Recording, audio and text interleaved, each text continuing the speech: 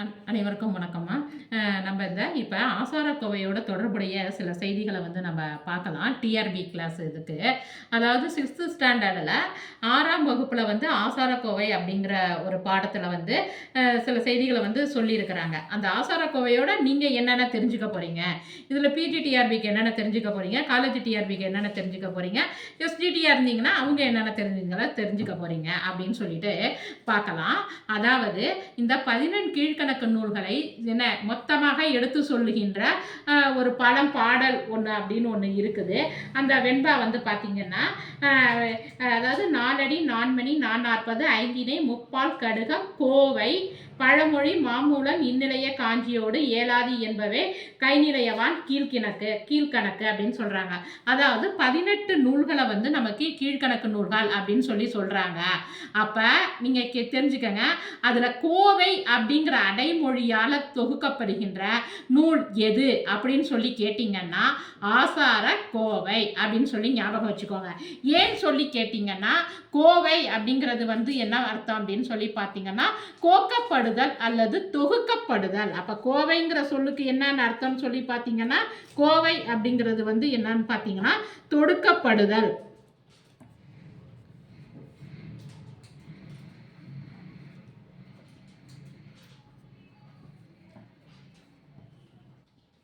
அல்லது கோக்கப்படுதல்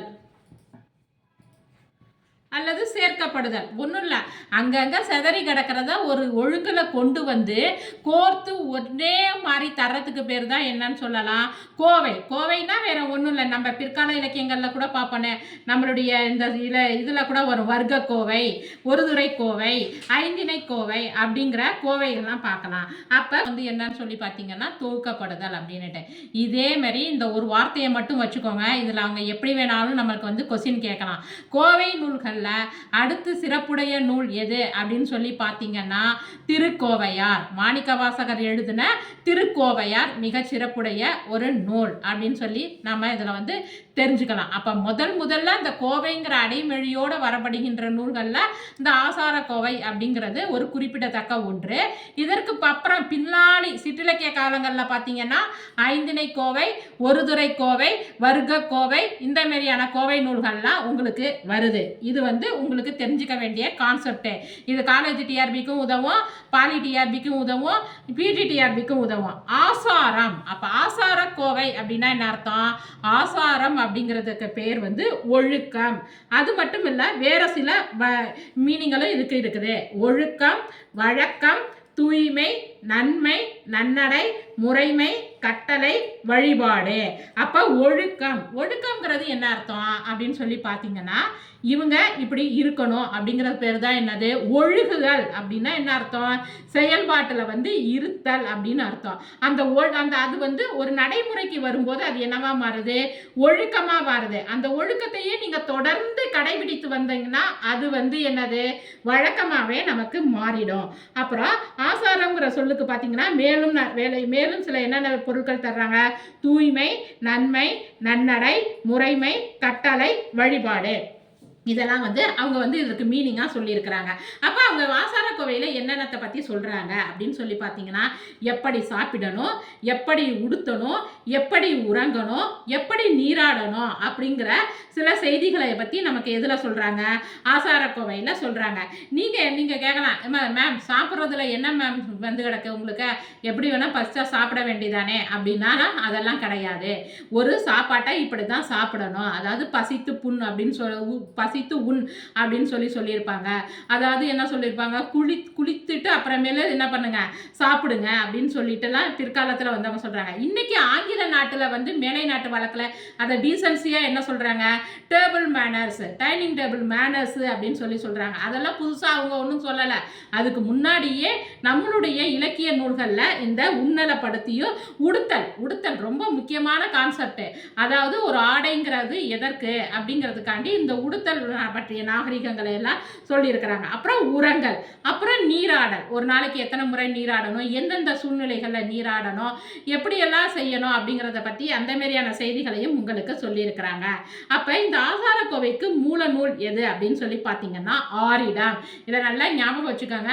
ஏதாவது 1 மார்க் கொஸ்டின்ல பிஜிடிஆர்பிலையோ அல்லது காலேஜ் டிஆர்பியிலோ கேட்கலாம். அப்போ ஆரிடம் அப்படின்னா என்னன்னு சொல்லி பார்த்தீங்கன்னா வடமொழியில் உள்ள இருடிகள் ஆசார சூழங்களை வந்து எடுத்து சொல்லுதல். வடமொழியிலலாம் வேற ஒன்றும் இல்லை. அதாவது வடமொழி இலக்கியங்கள்ல இருடிகள்னா வேற யாரும் கிடையாது, முனிவர்கள்ங்கிற சொல்லுக்கு தான் என்னன்னு சொல்றாங்க, இருடிகள் அப்படிங்கிறாங்க. அப்ப அவங்க சொன்ன ஒழுக்கங்களை எடுத்து சொல்றதுக்கு பேர் தான் என்னன்னு சொல்லி இருக்கிறாங்க, ஆசாரம் அப்படின்னு சொல்லிட்டு சொல்றாங்க. பல்வேறு வகை வெண்பாக்களும் விரவி வருவது. இந்த கொஸ்டின் இப்ப லாஸ்ட் டைம் இந்த யூஜிடிஆர்பியில கூட கேட்டாங்க. அனைத்து வகை வெண்பாக்களும் விரவி வர தொடுக்கப்பட்ட பாட இதுன்னு சொல்லியிருப்பாங்க. அவங்க எப்படி கேள்வி ஒரே நமக்கு தெரிஞ்ச ஆன்சர் தான், அதுல அவங்க வந்து என்ன சொல்லியிருக்கிறாங்க, வெண்பாவின் அனைத்து வகைகளும் பொருந்தி வரும் நூல் எது அப்படின்னு சொல்லி கேட்டிருப்பாங்க. ஆனா இதுல வந்து என்ன சொல்லியிருக்கிறாங்க, பல்வேறு வகை வெண்பாக்களும் விரவி வருவது அப்படின்னு சொல்லியிருக்கிறாங்க. அது மட்டும் இல்லாமல் இந்த நூல்கள்ல வந்து எதை பத்தி சொல்லியிருக்கிறாங்க, நாம் தள்ள வேண்டியவை கொல்ல வேண்டியவை, நாம என்னென்ன பழக்கத்தை வந்து என்ன பண்ணணும், நீக்கணும், என்னென்ன பழக்கத்தை வந்து நம்ம கையாளணும் அப்படிங்கிறத பத்தியெல்லாம் இந்த நூலில் வந்து நமக்கு சொல்லியிருக்கிறாங்க. இதனுடைய காலம் அப்படின்னு சொல்லி பார்த்தீங்கன்னா கிபி 5ஆம் நூற்றாண்டு. இதில் பேசிக்காக ஒரு 8 ஒழுக்கங்களை பற்றி சொல்லியிருக்கிறாங்க. இதை நான் எனக்கு தெரிஞ்ச அளவுக்கு பிற இலக்கியங்களோடு ஒப்பிட்டு சொல்கிறேன். உங்களுக்கு தெரிந்தாலும் நீங்களும் வந்து அதை வந்து நீங்கள் எடுத்து பாருங்கள். அதாவது என்ன சொல்லியிருக்காங்கன்னா நன்றி அறிதல் அப்படின்னா என்ன சொல்லியிருக்கிறாங்க, பிறர் செய்த உதவியை மறவாது இருத்தல். இதையத்தான் திருவள்ளுவர் என்ன சொல்லியிருப்பாரு, நன்றி மறப்பது நன்றன்றே, நன்றல்லது அன்றே மறப்பது நன்றே. எதற்காண்டி நான் ஒன்னொன்னையும் விவரித்து சொல்லிக்கிட்டு போறேன்னு சொல்லி பார்த்தீங்கன்னா, ஒரு ஆசார கோவையை பற்றி உங்களுக்கு ஒரு கட்டுரை எழுதுக அப்படின்னு சொல்லிட்டு ஒரு காலேஜ் டிஆர்பியில் கேட்குறாங்கன்னு வச்சுக்கோங்க. இந்த 8 மட்டும் படிச்சிங்கன்னா அது சாதாரண யூஜி லெவலு.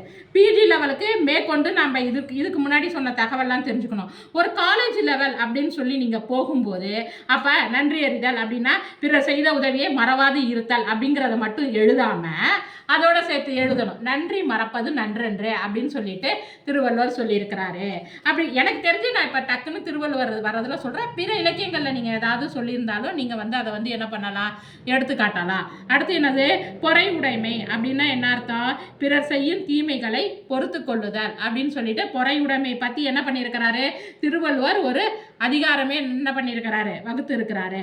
அடுத்து என்ன சொல்லியிருக்கிறாங்க, இன்சொல் அப்படின்னா என்ன அர்த்தம், இனிய சொற்களை பேசுதல் அப்படின்னா இனிய உளவாக இன்னாத கூறல், கனி இருப்ப காய் கவர்ந்தட்டு. அப்போ இனிய சொற்களை பேசுறதுக்கு திருக்குறள்ல என்ன சொல்லியிருக்கிறாங்கன்னா இனிய சொற்களை வந்து பேசுறது தான் நல்லது. அப்போ இனிய சொற்களை விட்டுட்டு இன்னாத சொற்களை வந்து பேசக்கூடாது அப்படிங்கிறத அதை சொல்லியிருப்பாங்க. இன்னாதனை எவ்வுயிருக்கும் செய்யாமை, அதாவது எவ்வுயிருக்கும் என்ன பண்ணாமல் இருக்கணும்னு சொல்லியிருக்கிறாங்க, துன்பம் செய்யாமல் இருத்தல் வேண்டாம். அதாவது இதை வந்து நம்மளுடைய புத்த இலக்கியங்கள், அதாவது புத்தராக இருந்தாலும் சரி கால சமணர்கள் பௌத்தர்கள் எல்லாமே எதை பற்றி சொல்லியிருப்பாங்க, உயிர்கொலையை பற்றி நம்ம வந்து தடுத்திருப்பாங்க. அதாவது நம்ம என்ன நினச்சிருக்கோம், துன்பம்னா என்ன அர்த்தம், அதை கொன்று நம்ம சாப்பிடக்கூடாது.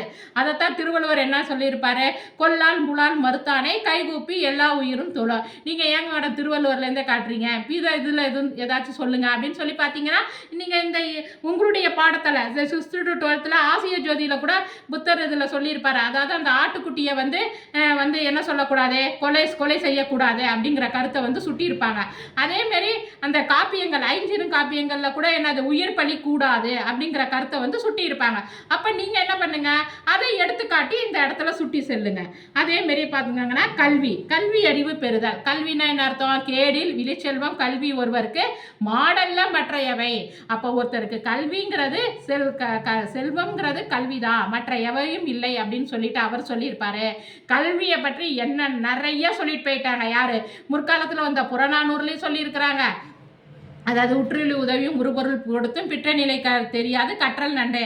அப்புறம் அந்த கொஸ்டின்ஸ்லாம் நிறைய இந்த கல்வியை பற்றி சொல்லியிருக்கிறாங்க.